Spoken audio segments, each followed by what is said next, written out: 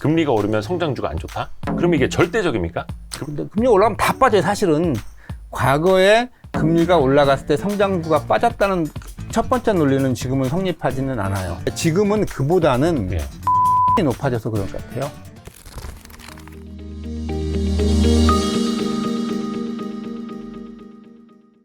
아니 오늘 뭐 이렇게 준비를 많이 해오셨어요. 이 정도가 이제 제가 하고 싶은 얘기들인데 이제 네. 시장 지금 뭐 어떻게 될 건지, 네. 그다음에 이제 시장의 전환점이 되면은 누가 그 전환점을 만들어 줄 건지, 네. 그다음에 이제 최근 뭐 이제 가장 그 시장에 관심이 많은 LG 에너지 솔루션이 네. 시장에 어떤 임팩트를 주고 있는지 뭐 그런 것들 중심으로. 좋습니다. 그래서 일단은 우리 송성엽 대표님을 모르시는 분들을 위해서 먼저 소개를 해드리면, 예, 브레인 자산운용 대표이사 직전에 하셨고, KB 자산운용에서 CIO, 예, 주식운용본부장 하셨고, 지금은 이제 타임폴리오 자산운용 공동대표이사.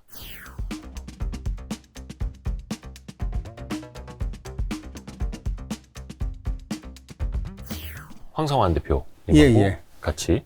황성환 대표님은 절대 방송 출연을 안 하시고, 예, 잘 안 나오시죠. 네. 네. 우리 송성엽 대표님도 사실 딴 데 잘 안 나가시는데, 제가 거의 1년을 조르면 이제 한번, 예, 수락을 해주시는. 제가 그 주식을 직접 운용하고 있었을 때, 이제 주식을 책임지고 있었을 때는 나와서 뭐, 주도 정확히 얘기할 수 있고, 공부도 또 많이 하고, 공부한 걸 바탕으로 이제 제 생각을 첨가해서 얘기할 수가 있는데, 네. 지금은 이제 그 시장의 흐름 못지않게 또 다른 데 신경을 많이 쓰고 있는 상태이기 때문에, 지금은 경영자. 예. 경영자라기보다는 하여튼 어찌 됐든 간에 주식에 애들은 100을 다 쏟았으면은 지금은 이제 주식은 제가 직접 운용에 인발부를 안 하기 때문에 제가 보는 시장의 흐름이라는 게 이제 과거에 제가 겪었던 거에다가 최근에 뭐 자료 좀 읽어서 나오는 정도이기 때문에 네. 아주 깊이 있게 제가 분석하기 힘들거든요. 그 얕은 지식으로 또 별 얘기하기가 말씀을요. 되게 좀 민망해서 또 겸손의 말씀을. 안 하려고 하죠. 네. 타임폴리오 자산운용이 이제 헤지펀드로는 우리나라에서 굉장히 유명한데 수익률도 어쩜 늘 그렇게 좋습니까? 수익률이 좋으니까 유명한 거죠. 그냥 유명한 건 아니죠. 그렇죠. 그냥 유명한 건 아니죠. 예, 예. 예. 지난해에도 수익률이 예, 작년에 뭐 주가 거의 움직임이 없었죠. 연초 연말 비교해보면 작년엔 저희 헤지펀드가 30% 좀 넘게 났으니까 많이 났습니다. 거의 그러니까 절대 수익을 추구하는 그렇죠. 펀드 스타일이잖아요. 예, 예. 그러니까 장이 빠져도 수익을 내는 거고. 예, 예. 그렇죠? 어떻게 그렇게 수익률을 내는지. 그 전에도 훨씬 좋았고. 그 전에도 한 30% 났었고요. 네, 네. 비결이 뭔지. 비결은 운용을 잘하니까 이제 그런 건데, 이제 그 운용 시스템도 굉장히 좋고요. 뭐 백업할 수 있는 시스템도 좋고, 회사의 그 전반적인 운용력들을 매니지먼트하는 시스템도 좋고, 또 그걸 바탕으로 해가지고 운용하고 있는 펀드 매니저들이 열심히 공부하고 맞아요. 치열하게 토론하고 그런 결과 같아요. 거의 뭐 업계에서 펀드 매니저들 가장 치열하기로 유명한 운용사가 타임폴리오죠. 다른 데도 뭐 치열할 거라고 생각은 하는데요. 네네네. 특히 이제 헤지펀드를 운용하고 있는 회사의 헤지펀드 운용력들이 좀 더 치열하게 시장에 대해서 고민하고 매매하는 게 아닌가 싶습니다.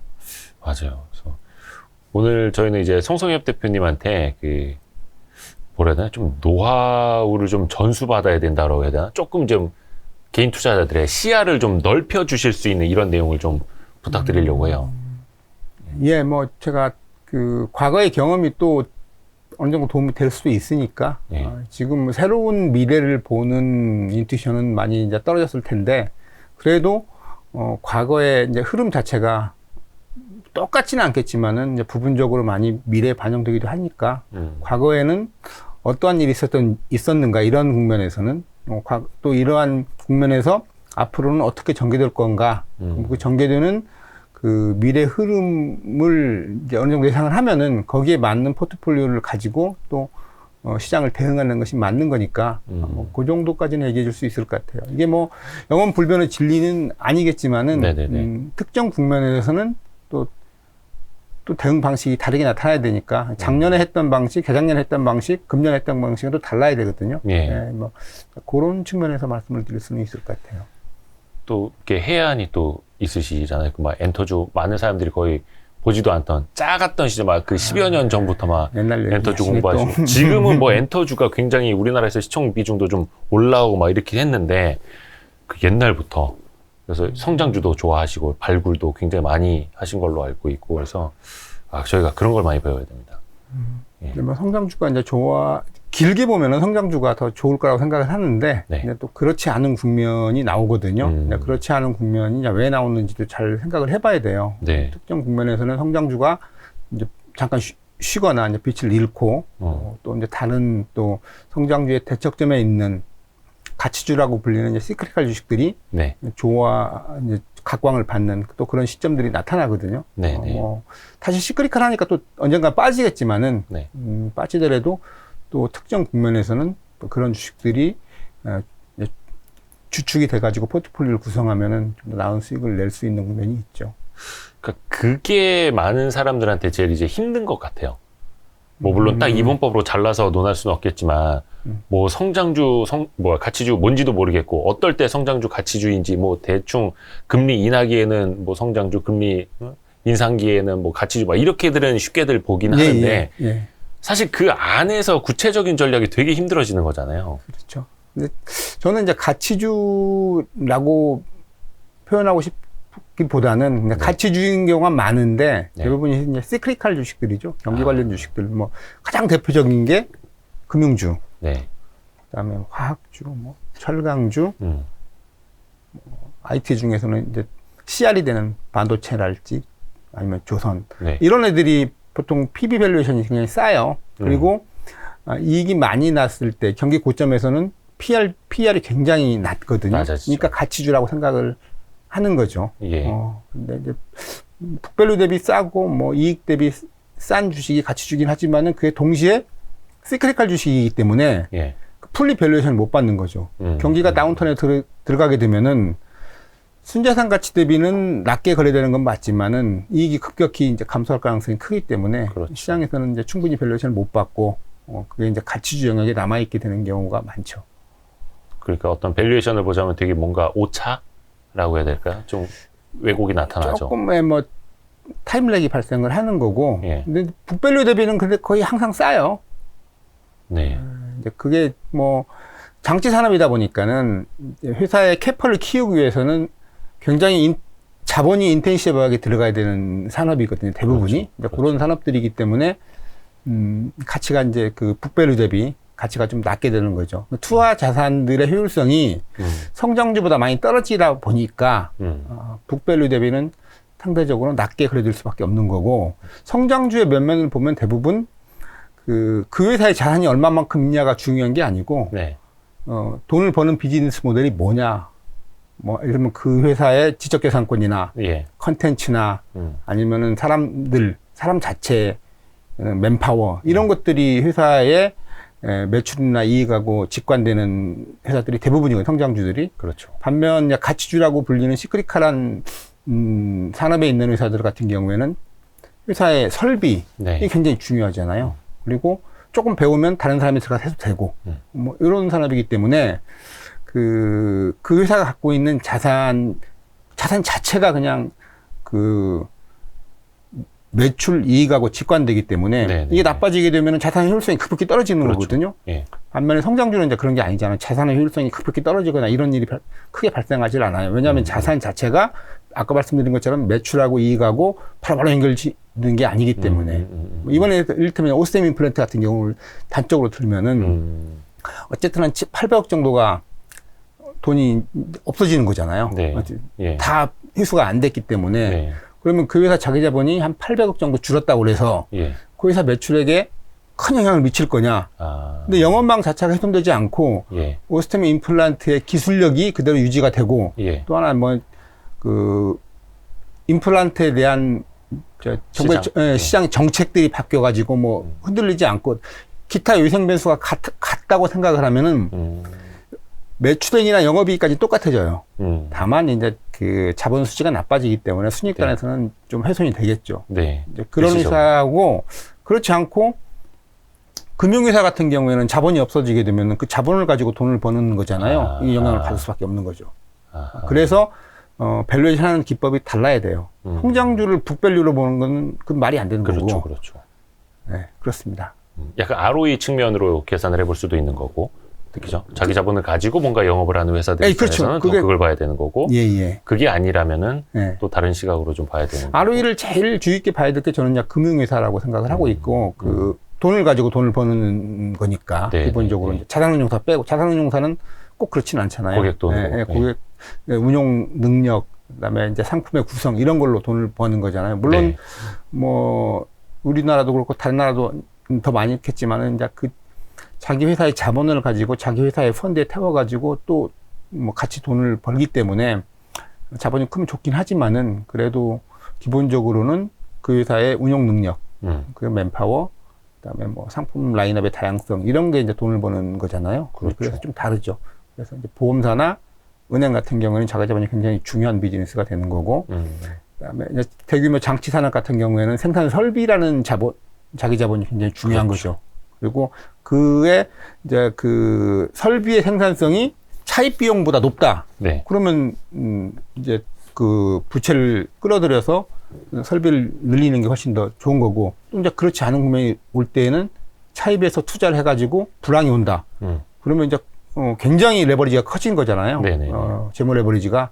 그럴 때는 또 주가가 많이 빠지기도 하고 뭐 그렇죠. 그래서 가치주냐 성장주냐 이런 개념이 약간 요 정도 이해를 하면 될 테고. 언제 뭘 사야 돼? 어떤 류로 카테고리가 돼 있느냐가 굉장히 중요하거든요. 시장은 그렇게 한번 규정을 지으면 또 그쪽만 움직여요. 어느 순간에는. 너 성장주야? 그럼 나 살게. 이렇게 되는 국면이 있고, 네. 너 성장주야? 그럼 지금 안 살래. 이런 경우가 있고, 이제 그런 국면에 뭐 다 그런 건 아니지만은, 네. 그렇게 그 안에 묶여 들어가면은 80~90%는 전체 움직임에 따라서 가는 거죠.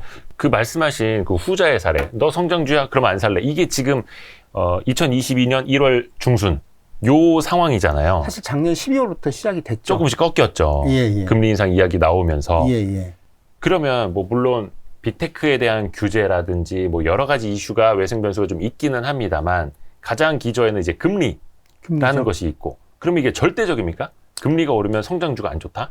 아무래도 이제 과거에는 성장주가 이제 금리가 올라갔을 때 안 좋았던 가장 큰 이유 중에 하나는 성장주들 대부분 부채를 많이 지고 있었거든요. 네.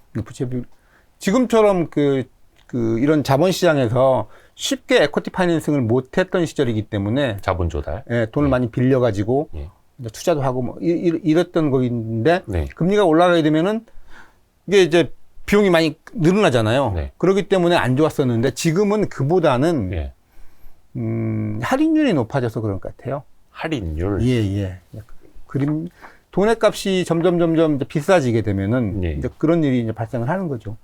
근데 이제 역설적이게도 성장주라 하면 과거처럼 이제 앞에서 말씀하신 것처럼 설비 투자를 대거 해야 돼서 자본을 많이 조달해야 되는 것들은 어떻게 보면 이제 올드 이코노미, 이제는 그렇게 됐죠. 가치주로 예. 인식이 되고 예. 반대로 성장주라 하면 그다지 자본이 많이 필요하지 않은데 이렇게 볼 수도 있는데 그렇게 바뀌었어요. 사실 예, 그렇게 예, 바뀌었기 때문에 과거에 금리가 올라갔을 때 성장주가 빠졌다는 첫 번째 논리는 지금은 성립하지는 않아요.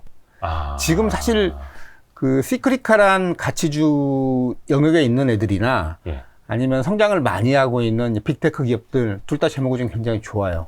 그래서 실제로 뭐 그런 거에 영향을 받을 기업들은 별로 없어요. 특히 미국 빅테크 기업들은 이제는 캐시플로우 자체가 엄청 그쵸. 좋은 예. 성장주들이잖아요. 예, 굉장히 좋죠. 굉장히 좋고 예. 과거에는 뭐 M&A 하는 방법이 네. 돈을 빌려가지고 그걸 사가지고 합병하고 이랬는데 지금은 주식을 발행해서 교환해서 그냥 끝내잖아요. 네. 돈이 없을 경우에는. 네. 그렇기 때문에 M&A 하는데도 사실 큰 부채가 들어가지가 않아요. 성장하는데 성장의 주요 요인이 지금 사실 M&A거든요. 그렇죠. 지금도 사람들이 애플이 핸드폰만 만들어갖고 시가총액이 커진 게 아니잖아요. 네네. 다양한 사업을 하고 있고 네. 구글도 마찬가지고 아마존도 마찬가지고 지금도 아마존 책 파는 기업으로만 생각하는 사람들이 가끔씩 있어요. 근데 왜 이렇게 비싸 그러는데 서적으로. 그러진 않는 거잖아요. 네. 물론 테슬라는 이제 메인 비즈니스가 전기차긴 하지만 네. 워낙 빠른 속도로 거긴 뭐 매출을- 나중에 AI도 하는 회사가 되니까요. 다 하는 거니까 지금 예. 사실 여러 가지로 사업 영역을 넓히고 있기 때문에 더 높은 밸류에이션을 받는 거. 앞으로 성장할 수 있는 모든 산업에 지금 다 진입이 돼 있는 거잖아요. 그렇죠. 심지어 어제인가요? 마이크로소프트에서 블리자드. 예, 인수했잖아요. 인수하면서 메타버스. 예, 결국은 이제 메타버스의 가장 핵심은 게임이니까 네. 게임 속에서 이제 들어가서 사는 게 메타버스의 이제 저는 컨텐츠 핵심이라고 생각을 하고 있으니까요. 근데 그런 것들이 대표적인 이제 성장주들인데, 네. 근데 이제 금리가 올라가면 이제 왜 자꾸 빠지느냐? 뭐 근데 금리가 올라가면 다 빠져요. 사실은 그것만 빠지는 그렇죠. 건 아니죠. 전반적으로, 그것만 빠지는 예. 아니는데, 주식 에쿼티라는 자산이 예.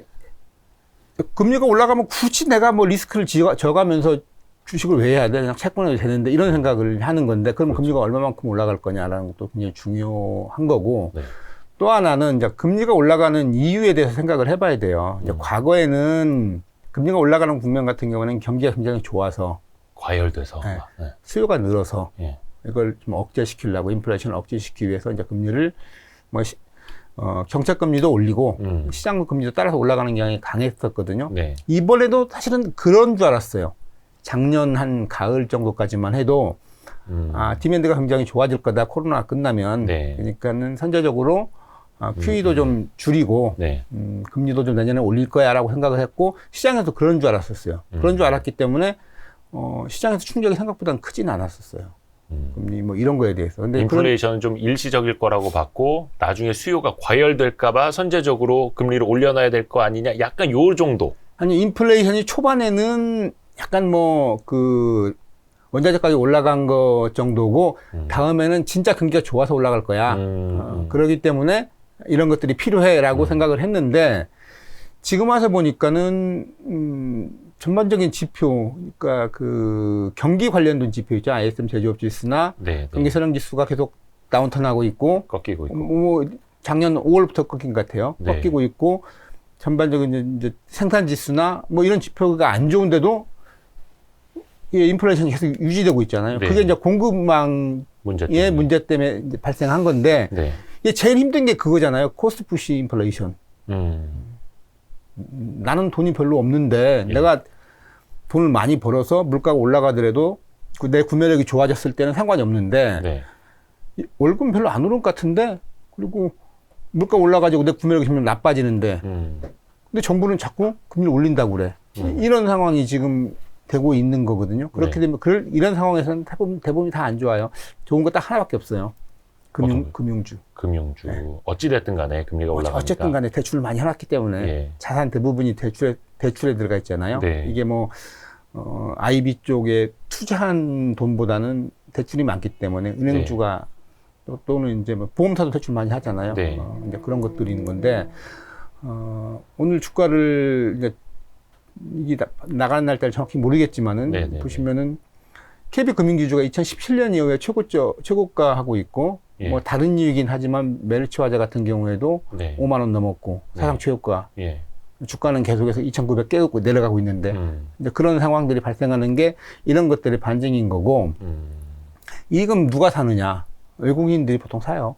아마 그렇죠. 보시면은 작년 12월부터 외국인들이 우리 주식을 사기 시작했어요. 예. 11월, 12월 달. 그래서 작년 4분기에 뭐 한 2조 좀 넘게 샀고 10월 달 많이 팔았음에도 불구하고 네. 1월 달에도 벌써 2조 넘게 사고 있거든요. 네. 근데 작년 4분기에는 IT 중심의 시크릿을 샀고 예. 이번 금년 들어와서는 주로 이제 금융주 사는 것 같아요.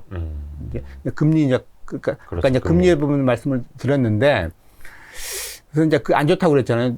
내가 구매 임금이 올라가서 어떤 내가 이제 더 먹고 싶은 거 더 먹고 사고 싶은 거 더 사고 싶어서 구매력이 높아져서 뭐 물가가 올라가는 거는 뭐 괜찮은데 그러면 경기가 좋은 거니까 네, 네. 상관없는데 지금 그게 아니라고 말씀을 드렸잖아요. 네. 그러면 이 국면이 언제까지 이어질 거냐가 굉장히 중요해요. 그렇죠. 근데 공급망의 문제가 생겨가지고 이제 촉발됐고 유지되고 있는 이게 언제쯤 끝날 거냐 네. 이건데 일단 그 중국이 제일 큰 또 문제거든요. 미국 항만적 제도 문제긴 한데 글로벌리 보면은 글로벌리 디플레이션을 가장 많이 수출한 나라가 어쨌든 중국이잖아요. 2000년 이후에 10몇 년 동안 디플레이션을 수출했었단 말이에요. 뭔가 싸게 만들어서 싸게 공급을 만들어서 하니까. 했는데 뭐 그 불공정한 중국의 이제 무역 예. 행태 때문에 미중 무역 분쟁이 발생을 한 상태에서 이게 좀 초반에는 괜찮았는데 코로나까지 겹치면서 이게 이제 더 꼬인 거죠. 예. 꼬인 상태에서 이게 금방 안 풀리는 게 2월 초에는 중국 춘절 휴가가 있잖아요. 예, 예. 그리고 나서 2월 20일까지인가 이제 동계올림픽 하고 있단 말이에요. 맞아요. 예. 그러면은 지금 코로나 때문에 굉장히 중국은 그냥 다 막자는 거잖아요. 예. 한 명이라도 걸리면 안 된다는 생각을 그렇죠. 갖고 있기 때문에 예. 그 기간 동안에는 제가 보기엔 더 심할 것 같아요. 춘절 때는 그냥 쉬는 거고 예. 올림픽 기간 동안에도 혹시 모를 그 코로나의 확산을 좀 경계하기 잡아야지. 위해서 예. 예. 그래서 이제 하다 보면은 이 공급망 문제는 적어도 2월까지는 풀릴 가능성이 거의 없어요. 제 생각에는. 그런데 이제 뭐 WHO나 아니면 이제 미국 뭐 전염병 연구소 같은 데 보면은 금년 1월이나 2월 정도를 기점으로 해가지고 오미크론 피크 아웃이 될 거다라고 네. 생각을 하고 있잖아요. 그러면서 서서히 하나씩 둘씩 이제 봉쇄가 좀 풀리기 시작하면은 네. 중국 올림픽이 끝나고 뭐 한 2분기 말, 3분기 아니 1분기 말, 2분기 초부터는 그런 것들이 좀 완화되지 않겠느냐라고 생각이 들고 그냥 그 두 가지 측면에서 포지티브하게 나타날 수 있는 게 있어요. 하나는 그 코스트 푸시 인플레이션 압력이 좀 줄어드는 거고 네. 두 번째는 선행지수의 저점이 좀 빨라질 수 있다는 거예요. 지금처럼 흘러가서는 보통 이제 경기 선행지수의 그 고점하고 저점의 그 시차가 네. 과거 한 20년 정도 보면은 1년에서 한 2년 사이 왔다 갔다 하거든요. 예. 뭐 그때마다 좀 다르긴 한데 한 1년 반 평균으로 놓고 봤을 때 이제 금년 하반기 정도로 봤었는데 네. 그보다 좀 땡겨질 가능성이 크다. 왜냐하면은 지금 재고가 빌딩이 전혀 안 돼 있잖아요. 재고가 지금 없으니까 이 문제가 그렇죠. 되는 거니까. 그렇죠. 그러니까 생산이 굉장히 빠르게 촉발될 거고, 예. 재고를 정상화가 되면. 네, 재고를 빌딩하기 위해서. 네. 그러니까 수요가 당장 나타나지 않는다 하더라도 네. 적정 재고를 유지를 해야 되잖아요. 지금 반도체뿐만이 아니고 다 그런 상태니까. 그렇죠.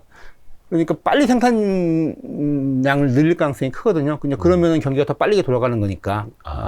그러면서 경기 저점을 좀 빨리 땡겨올 수 있지 않을까라고 보고 있어요. 지금 상수는 중국의 올림픽하고 이제 춘절. 예. 이거는 어차피 2월까지는 가는 거니까 안 되고. 예. 그다음에 가장 중요한 변수가 그 코로나에 따른 이제 경제 봉쇄나 이제 경기 재개의 시기. 이게 굉장히 중요한 거죠. 그거는 뭐, 그러니까 생산기지가 있는 뭐 중국 동남아 지역부터 다 뭐 소비를 마찬가지죠. 하는 미국, 유럽까지 다 같이 예. 봤을 때. 예, 지금 미국에서 보면은 이게 생산만의 문제가 아니고 예. 뭐 항만 적체라든가 이런 것들을 보면은 꼭 이건 분배 문제잖아요. 네. 분배망에도 지금 문제가 생긴 거니까 이제 이런 것들이 좀 해결이 돼야 되는 게 아닌가 싶고 뭐 그러고 나서 보면은 생각보다 빠르게 좋아질 것 같긴 한데 그러면 이제 뭐가 먼저 좋아질 거냐도 굉장히 중요하죠.